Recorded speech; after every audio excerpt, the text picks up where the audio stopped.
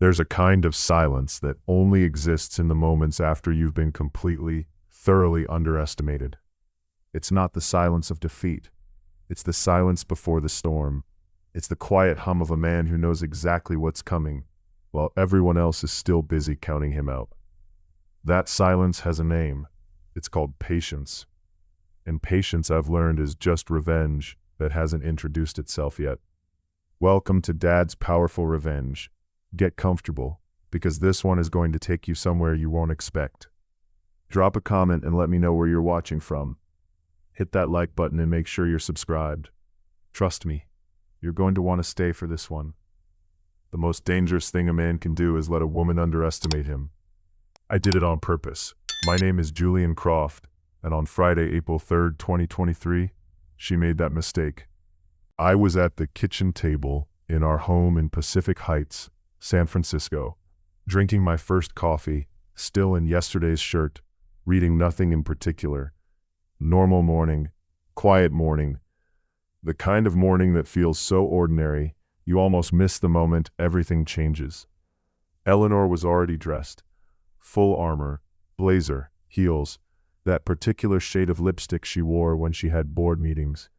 The kind of lipstick that said, "I'm in charge, and don't you forget it." She set a manila envelope on the table next to my mug without breaking stride. "My lawyers drafted something," she said, scrolling through her phone. "I should have done it from the beginning. I've worked too hard to leave anything to chance." I looked at the envelope, her firm's legal letterhead on the label. A little too crisp, a little too ready.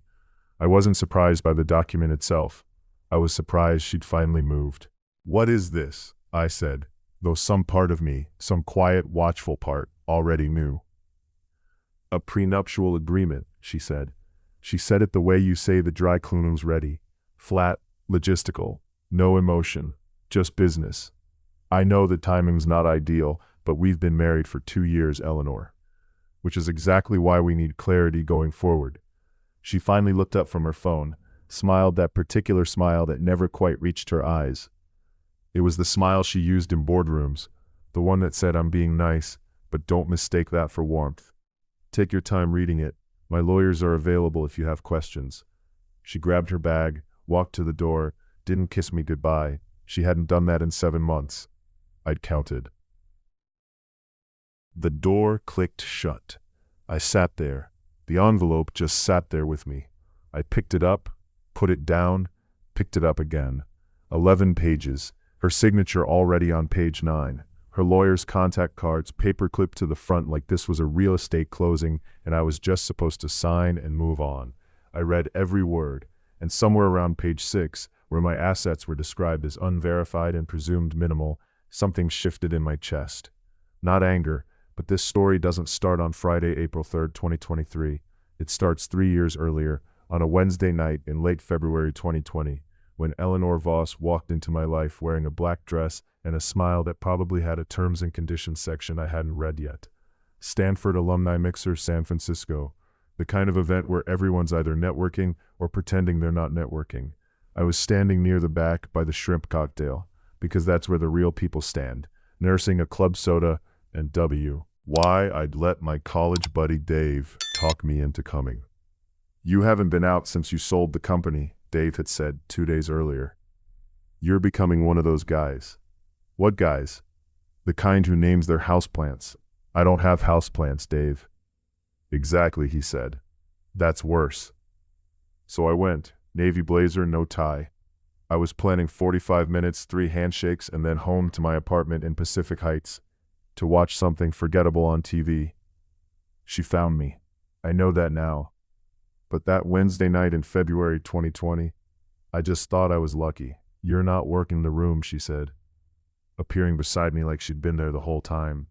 I looked around. "Neither are you." She laughed, actually laughed. Not the practice kind you hear at these things. The real kind. The kind that makes you want to hear it again. "Touché. Eleanor Voss." She extended her hand. "What do you do, Julian Croft?" Here we go. I got this question 40 times a night at these events. I'd learned to keep it simple, keep it boring, keep them moving. "Consulting," I said. "Retired mostly. I dabble. She didn't move. Most people move on after dabble. She didn't. We talked for 2 hours that night. She told me she was CEO of a mid-sized logistics firm called Voss Corp. Growing fast, investor-backed, the whole package. She was sharp, funny in that dry, understated way I can't resist, and she looked at me like I was a puzzle she hadn't solved yet. I should have recognized that look. I've used it myself. Now here's what Eleanor thought she knew about Julian Croft that February night. Comfortable consultant. Nice apartment. Sensible shoes. Low-key by nature. Here's what was actually true. 3 years before I met her, I'd quietly sold a supply chain software company I'd built over 9 years to a private equity firm in Chicago. For a number my accountant still gets nervous saying out loud. No press release, no LinkedIn announcement, no celebration dinner. I signed the papers, went home to Pacific Heights, ordered a deep dish pizza which San Francisco cannot do properly, for the record, and watched a documentary about penguins. That was it. Money that makes noise attracts problems. I'd watched enough men implode chasing recognition to understand that the quietest guy in the room is usually the most dangerous one. Eleanor thought she was dating a comfortable, low-profile consultant. She was dating a man who owned stakes in 11 companies, held real estate across 4 continents in holding entities she'd never heard of, and hadn't told a single person his actual net worth in years. But I'm getting ahead of myself. We dated for 14 months. She took me to her company galas, introduced me as her brilliant low-key partner like I was some kind of artisanal accessory. I wore the role well. Khaki pants, modest watch, nothing flashy. My buddy Dave pulled me aside at one of those galas about 6 weeks before the wedding. Loosened tie, third drink in, that look on his face. She introduces you like a prop. You know that? She's proud of me, Dave. He set his glass down. She introduces her company's Q3 results with more warmth than she introduces you. I laughed it off. Saturday, May 22nd, 2021. We got married. Small ceremony. Her idea. Intimate, she called it. Efficient, I thought, but didn't say. 22 people. Fog sitting low over the bay the way it does on San Francisco mornings that can't decide if they're beautiful or just cold. Her investors sent flowers. Expensive ones. I remember thinking, why would investors send wedding flowers? I filed that thought away. I file everything. The first year of marriage was good. I mean that sincerely. We were happy, or at least I was happy, and I thought she was too. Then came month 18, Sunday, November 9th, 2022. She was at the office, again. I was home reviewing investment documents at the kitchen table. We shared a household drive, tax records, insurance, property deeds, standard stuff. I wasn't snooping. I want that on record. I was looking for our homeowner's insurance renewal, and I took a wrong turn through a subfolder labeled Archive, and there it was, a document titled Exit Strategy JC. My first thought was, that's a very clean font for something that's about to ruin my Sunday. I opened it. I read it twice. Then I sat very still for about 4 minutes, which, if you know me, is 4 minutes longer than I sit still for anything. 12 pages, thorough, clinical. Our marriage laid out as an asset management structure. My financial profile, or what she thought was my financial profile, legally separate. A timeline broken into years. Year 2, consolidate joint accounts. Year 3, increase her public asset base. Year 5, initiate dissolution. And on page 7, a name, Marcus Webb, partner at Voss Corp. Smooth hair, firm handshake, had shaken my hand at 3 separate company dinners, always called me buddy. Buddy. I closed the laptop, went to the kitchen, made pasta from scratch, because some situations require the kind of focus that only comes from kneading dough. Opened a bottle of Napa Red, set 2 places at the table, and then sitting there in the quiet of that kitchen, I understood something that was almost worse than the betrayal. She hadn't chosen me in spite of my invisibility. She'd chosen me because of it. Think about it. No social media presence. No Forbes profile. No ego requiring public maintenance. A man who'd sold a company for a number nobody outside his accountant knew about and celebrated with a pizza and a penguin documentary. I was, in her careful estimation, the perfect financial hiding place. Her investors were asking questions about her lifestyle, her spending, her judgment. A steady, Modest, low-profile husband neutralizes that noise, makes an ambitious woman look grounded, makes a bored exhale. I wasn't a partner. I wasn't even really a husband. I was a strategy with a wedding ring. And the most dangerous part? She was right about everything she thought she knew about me. I was invisible. I was quiet. I was exactly what she'd researched. She just never thought to research what quiet men do when they've been underestimated. She came home at 8:47 that evening. "Something smells good," she said, dropping her bag by the door. "Cacio e pepe," I said. "Sit down." She sat. We ate. She told me about her day. I told her about mine, the edited version. We had wine. I cleaned up. We went to bed. And while she slept, I stared at the ceiling and made a decision that would take the better part of 2 years to execute. No confrontation, no explosion, no scene. Because here's the thing about a long con. The only way to beat it is to run a longer one. Which brings me back to Friday, April 3rd, 2023. The envelope, the 11 pages, my assets unverified and presumed minimal. Minimal. I almost laughed out loud at that word. I finished my coffee, set the mug down, picked up my phone, and called the one man I should have called 5 months ago. William Bull Tanner, my attorney, old friend, sharper than he looks, which is saying something, because he looks like a man who argues with referees at high. Been with me since company number 1. He picked up on the second ring. "Bull," I said, "I need you to come to San Francisco." "When?" "Soon as you can." "That bad?" I looked out the window at the bay. Beautiful Friday morning. Fog just starting to lift off the water. "No," I said. "It's about to get that good." "What did you find?"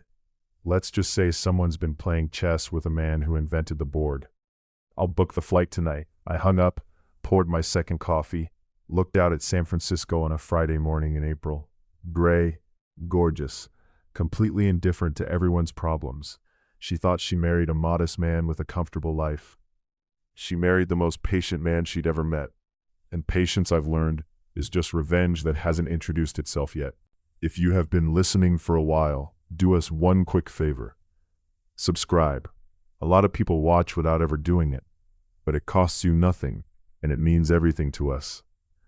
Hit the like button while you're at it, and drop your thoughts in the comments. Let me tell you something about patience. Most people think it's passive, quiet, weak even. They're wrong. Patience is the most aggressive thing a man can do. It's waking up every morning knowing exactly what's coming, and choosing to wait anyway. Choosing to smile. Choosing to pour the wine and ask about her day. And sit across the dinner table from a woman who has your exit strategy saved in a subfolder labeled archive. And not flinching, not once. That's not weakness. That's war. Bull Tanner landed at SFO the morning after she dropped that envelope. First Saturday in April 2023. Looking like he'd slept on the plane, because he had. He walked into my office in the financial district carrying a legal pad, a gas station coffee, and the expression of a man who already knew this was going to be interesting. Small office, desk, 2 chairs, window facing the wrong direction. Paid for in cash through a management company Eleanor had never heard of. She thought my office was our kitchen table. That was the point. Bull sat down, took a long sip of his terrible coffee, looked at me. "Talk," he said. So I did. All of it. The mixer in February 2020, the 14 months of dating, the wedding in May 2021, the file I found in November 2022, Marcus Webb's name on page 7, the 5-year timeline, the prenup landing on my kitchen table like a grenade wearing a lawyer's letterhead. Bull didn't interrupt. That's rare for Bull. The man interrupts judges. When I finished, he set down his coffee, leaned back, stared at the ceiling for a long moment. She documented it. He said quietly, 12 pages, I said. He looked at me directly. That's either incredibly arrogant or incredibly stupid. Both, I said, which is exactly what we're going to use. He picked up his legal pad. What do you want? I slid a single sheet of paper across the desk. He read it. His eyebrows climbed slowly, the way they do when Bull Tanner, who has genuinely seen everything, see something new. "You've been sitting on this since November," he said. 5 months, Bull. I've had time to think. This is going to take time to execute. She gave me the timeline herself. I said, Year 5. We've got runway. He looked at the paper one more time. Then he did something I hadn't seen him do in 15 years of working together. He smiled. "Okay," he said. "Let's build something." We got to work the following Monday. First thing, a new holding entity. Bull registered it in Delaware over a weekend. We called it Harlan Ridge LLC. Clean, boring. The kind of name that makes accountants yawn and lawyers stop reading. Boring names hide interesting things. I learned that from the first company I ever built. The first move through Harlan Ridge was the one that mattered most, a 12% stake in Voss Corp, her company, her baby. The things she talked about at dinner, at galas, at breakfast when she was barely awake, the centerpiece of her entire 5-year plan, the asset she was most determined to protect from me. I bought into it, silently, through Harlan Ridge, through a secondary holding company that connected to Harlan Ridge the way a shadow connects to a man, only visible if you know exactly where the light is coming from. She never looked for the light. Bull spread the purchase across 3 tranches, so no single transaction tripped a disclosure flag. Clean, invisible, boring on paper. About 8 weeks after she dropped that prenup on my kitchen table, I owned a quiet piece of the very company she was planning to protect from me. She made me dinner that evening and called me her favorite person. I told her she was full of surprises. She had absolutely no idea how right I was. Here's the part people don't understand when I tell this story. They expect me to say I checked out, got cold, stopped caring. I didn't. I made dinner, remembered anniversaries, walked the Presidio trails with her on Sunday mornings like we always had, asked about her board meetings with genuine-looking interest. Because the moment I changed, the moment she sensed even a slight shift in temperature, everything unraveled. And Eleanor could read a room the way most people read large print books, effortless, instantly. So I gave her nothing to read, smiled, showed up, poured the wine, and every Saturday morning I drove to the financial district and quietly dismantled everything she thought she'd built around me. Nobody said revenge had to look like revenge. Sometimes it looks exactly like a happy marriage. But I want to be honest about something. Because this story isn't just about strategy. There were nights, and I won't tell you how many, where I sat at that kitchen table alone after she'd gone to bed and felt something I didn't have a clean name for. Not anger, not even sadness exactly. Something closer to grief, the quiet kind that doesn't announce itself. I had genuinely loved this woman, or I'd loved who I thought she was, which might be the same thing, which might be worse. There was one night in particular, December, rain hammering the Pacific Heights windows. She was asleep.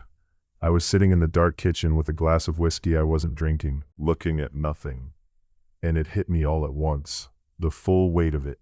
Not the betrayal, not the plan, just the simple, stupid fact that I had walked into that mixer in February 2020 and thought I was lucky. I had wanted it to be real. Even after I found the file, some stubborn, foolish part of me had wanted it to be real. I sat with that for about 10 minutes, then I poured the whiskey out, rinsed the glass, went back to bed, and the next morning I drove to the financial district and kept building. Because wanting something to be different and letting it destroy you are 2 very different choices. I made mine. By that summer, I moved into the logistics play. She talked about her vendors constantly over dinner. The Fresno contract is bleeding us. The Chicago carrier can't hit last-mile targets. On and on.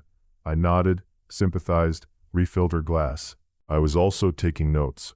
2 of Voss Corp's largest freight suppliers were running thin margins and quietly shopping for capital partners. One in Phoenix, one in New Jersey. I bought into both. Not controlling stakes, nothing loud. Just enough presence at the table when contract renewals came up. Just enough that when Eleanor's team sat down to renegotiate, the people across from them were several invisible layers removed from her husband. She was negotiating against people who reported to me. I'm not going to pretend that didn't feel a little good. I'm only human. That fall, Bull called on a Thursday morning. No greeting. "Marcus Webb," he said. I set down my coffee. "Talk to me." He runs a personal investment fund on the side. Small. 8 LPs. He's been quietly shopping for someone to anchor a second raise. Quietly, my favorite word in the English language. How much? I asked. 2 million to anchor. He'd take less from the right partner. Become the right partner, I said. Arm's length, bull, 3 layers minimum. He cannot know it's me. Julian, he called me buddy, to my face, 3 times. I paused. I want 4 layers. Bull actually laughed. First time in months. 4 layers, he said. Got it. By early winter, I was a silent limited partner in Marcus Webb's personal investment fund. The man whose name was on page 7 of my wife's exit strategy. The man who'd shaken my hand at 3 company dinners and called me buddy, was now, completely unknowingly, in business with me. By January 2024, here's what the board looked like. Harlan Ridge holding 12% of Voss Corp, 2 freight suppliers carrying my capital. Marcus Webb's fund anchored 4 layers deep by Julian Croft. And Eleanor was having her best quarter yet. Voss Corp was growing. Her board was happy. Her investors were patient. She had no idea the foundation under everything she'd built had a different owner. She was standing on my floors and calling it her house. Friday, April 3rd, 2024, exactly 1 year to the day after she dropped that envelope on my kitchen table. Everything's in position, Bull said when he called at 9 a.m. You want me to start the counter document? Not a counter, I said. A revelation. How thorough. I want her lawyers to sit down when they open it. I want the senior partner to stand up and close his office door. Give me 3 weeks. You've got 2. 2 weeks later, Bull walked into my office carrying 47 pages, set them on the desk like he was handling something that could detonate. I read every page slowly, carefully. This is everything. Everything, Bull said. 11 tech investments, 3 unicorn valuations, real estate across 4 continents, the logistics network, both suppliers fully documented, Harlan Ridge's 12% stake in Voss Corp, and the Webb Fund, all 4 layers fully traceable back to you. I looked at the document. 47 pages. Her prenup had been 11. She brought a knife. I came back with a different kitchen entirely. Send it, I said. The response came a few days later, not from Eleanor, from her lead attorney, Gary Ostroff, senior partner, 23 years in family law, a man who by reputation had seen absolutely everything. Bull told me the call lasted 6 minutes, that Ostroff spoke the way people speak when every word is a step across ice. Mr. Tanner, he said carefully, your client's holdings are considerably more substantial than previously understood. Yes, Bull said, they are. Mr. Croft would like to revisit the terms of the prenuptial agreement. Bull looked across the desk at me. I shook my head. Once. The terms are hers, Bull said. Mr. Croft wouldn't change a word. Long silence. I see, Ostroff said finally. I'll be in touch. Bull hung up, looked at me. How do you feel? I thought about a Sunday evening in November 2022. A clean font on a document that was never meant for my eyes. A ceiling I'd stared at while the woman beside me slept and dreamed of year 5. I stood up, put on my jacket. Hungry, I said. Let's go to Clement Street. There's a moment in every long game when the board shifts. Not dramatically, not with an explosion or a speech or someone flipping a table. Just a quiet, irreversible tilt. Like a ship that's already decided to go down. That moment came a few days after Ostroff's call. I wasn't there when he called Eleanor, but Bull has a friend at Ostroff's firm, and that friend said the senior partner closed his office door, sat down, and didn't come out for 40 minutes. 40 minutes. I've been in enough negotiations to know what 40 minutes behind a closed door means. It means the math doesn't add up the way you thought it did. It means someone made a very expensive miscalculation. It means the game is over. Eleanor came home early that Wednesday afternoon. That was the first sign. Eleanor never came home early. The woman treated the office like a second address, and our home like a hotel she happened to have feelings about. But there she was, mid-afternoon, sitting at the kitchen table in our home in Pacific Heights when I walked in. No blazer, no laptop open, no phone in her hand, just sitting. I knew immediately. But I didn't let my face know. "Hey," I said, setting my keys on the counter. "You're home early." She looked at me for a long moment. Really looked. The way she used to back in the beginning, like I was a puzzle she hadn't solved yet. "Gary called me," she said. "Your attorney?" "Yes." I opened the refrigerator, pulled out a bottle of water, took my time. "Everything okay?" I said. "Julian. Eleanor." She exhaled slowly, the way people exhale when they've been holding something heavy for hours, and the body just gives up. "Harlan Ridge," she said. I turned around, leaned against the counter, looked at her. "What about it?" "You know what about it." Silence. The kitchen was very quiet. Outside, San Francisco was doing its thing. Traffic on Broadway, someone's dog, the distant foghorn off the bay. The whole ordinary world moving like nothing had happened. "How long?" she asked. Her voice was steady. I'll give her that. Even then, Eleanor didn't crack easily. "How long what?" I crossed my arms, looked at the woman I'd shared a bed with for 3 years, the woman who documented our marriage like a business acquisition and filed it under archive. "Since November 2022, I said. She closed her eyes, just for a second. Just long enough for me to see the calculation happening behind them. "The file," she said quietly. "The file," I said. Silence. Longer this time. "You never said anything," she said. "Neither did you."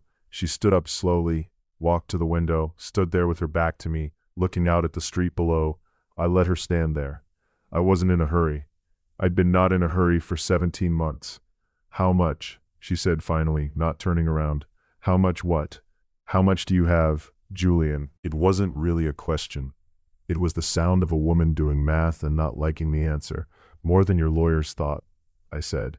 She turned around and I saw something I hadn't expected. Not fury, not calculation, but something stripped bare, raw. She looked for just a moment like a person instead of a strategy. "What do you want, Julian?" she said, quieter now. "What do you actually want?" I looked at her for a long moment. I thought about the real answer, not the legal one. What did I want? I had wanted a real marriage. I had wanted the woman I met at that mixer in February 2020. The one who laughed before I finished the joke. The one who showed up to things. The one who asked real questions. But that woman had been a performance, and you can't want back something that never existed. "Nothing you haven't already offered," I said. "The prenup stands, your terms, every word." She stared at me, waiting for the catch. "You have 12% of my company." "I do. And the suppliers? Also me." "Marcus? 4 layers," I said. "But yes." She shook her head slowly, not in anger, but in something that looked almost like disbelief. "You built all of that," she said, "while living here, while having dinner with me, while walking the Presidio on Sunday mornings like everything was fine. You were planning year 5, I said. I was planning the rest of the board." She was quiet for a long time, long enough that the fog coming in off the bay had shifted, the way it does in the late afternoon, slow and indifferent, covering everything it touches. When she spoke again, her voice was composed. Back to the Eleanor I knew, the controlled one, the CEO. But her eyes were different. "I underestimated you," she said. I held her gaze. "Yes," I said. "You did." She nodded once, picked up her bag, walked out of the kitchen. I heard the front door close. I stood at the window for a while, looking out at the same street she'd just looked at. It didn't feel like winning. Not exactly. It felt like something ending that should have ended differently, from the very beginning. I poured a glass of water, drank it standing at the sink. Then I called Bull. "She knows," I said. "How'd she take it?" I thought about that for a second. "Like herself," I said, "right up until the end." The formal dissolution proceedings began the following week. Bull and Gary Ostroff sat across from each other in a conference room on the 34th floor of a building in the financial district, 3 blocks from my Saturday morning office, which I found quietly satisfying. The prenup Eleanor had drafted protected everything she had publicly declared: her real estate, her personal accounts, her declared Voss Corp equity. It said nothing, not one word, about Harlan Ridge, nothing about the freight suppliers, nothing about the web fund. because she'd written that prenup in a world where Julian Croft was a comfortable, low-profile consultant with minimal assets. She'd protected herself against the man she thought she married. She had no protection against the man she actually married. Bull told me later that Ostroff sat across that table, looking like a man trying to solve a puzzle where someone had quietly swapped half the pieces. "Your prenup is airtight," Bull told him pleasantly. "Every asset your client listed is fully protected." "And his assets?" Ostroff asked. "Not listed," Bull said, "therefore not subject to the agreement." "She'll contest." "On what grounds?" Bull said. "She drafted it." Ostroff had no answer for that. Neither did Eleanor. The papers were signed on a Tuesday morning in late May 2024. I moved out of our home in Pacific Heights that week. Hired 2 guys, took what was mine, left everything that was hers exactly where she'd put it. Clean, efficient. She would have appreciated the efficiency if it weren't happening to her. I took an apartment in the Marina District, 15th floor, view of the bay, the bridge, the whole glittering and different city spread out like it was showing off. I stood at that window the first night with a glass of Napa Red and something I hadn't felt in almost 2 years. Still, not happy exactly, not triumphant, just still, like a room after a long noise finally stops and you realize how loud it had been the whole time. That kind of still. That summer, Voss Corp's board called an emergency session. Harlan Ridge's 12% stake, now public through the dissolution filing, had sent ripples through the investor community. The institutional investor who'd been patient for 2 years, the same one who'd sent expensive wedding flowers back in May 2021, suddenly requested a formal meeting. I finally understood why investors send wedding flowers. They weren't celebrating a marriage. They were protecting an investment. Questions Eleanor couldn't answer cleanly. A board that was running out of patience. Marcus Webb resigned from Voss Corp a few weeks later. The official reason was personal pursuits. The actual reason was that his personal investment fund, anchored 4 layers deep by Julian Croft, had become a conversation he couldn't finish cleanly. I never made a single phone call to make that happen. I didn't have to. By late summer, Voss Corp's board reached out to Bull. Not adversarially, almost apologetically. They were looking for stability. Harlan Ridge's stake commanded respect. Would Mr. Croft consider a formal role? Bull forwarded it to me without comment. I read it twice. Thought about a Wednesday night in February 2020. A woman in a black dress appearing beside me at a Stanford mixer, like she'd been there the whole time. A smile with terms and conditions I never agreed to. "You're not working the room," she'd said. I wasn't, but I was paying attention to every single person in it. I called Bull. "Tell them I'll take the chairmanship," I said. "Not the advisory role. The chairmanship. Someone who actually built the thing." "You know she's going to see that announcement," Bull said. "I know." I looked out at the bay from my Marina apartment. The bridge lit up in the late afternoon. Fog rolling in off the water, the way it always does. Slow, inevitable, completely end. On a Sunday morning, in early September 2024, I read about the Voss Corp chairmanship announcement in the business section over coffee at a small cafe in the Marina. Good espresso. Nobody knew who I was. That's still my favorite part. Dave called at 10 a.m. "I saw the announcement," he said. "Morning, Dave." "Julian," a pause. I told you she was intentional. I told you the intention might be something you didn't know about." "You did," I said. "You were right." "So what now?" "Now," I said. "Now I finish my coffee." "That's it?" I set the cup down. I built what I built. I protected what I protected. She made her choices. I made mine. And you're okay. I thought about that. Really thought about it. The December night with the whiskey I didn't drink, the ceiling I stared at, the pasta I made for 2 on a Sunday in November 2022, while a 12-page document sat 3 feet away from me on the desk. I thought about what I'd wanted and what I'd gotten instead, and how sometimes those 2 things, even when they're completely different, still manage to add up to something you can live with. "Yeah," I said. "I'm okay." And the thing is, I meant it. If you enjoyed this story, join our community by hitting that like button. and subscribing for more real, raw, and family stories right here on Dad's Powerful Revenge.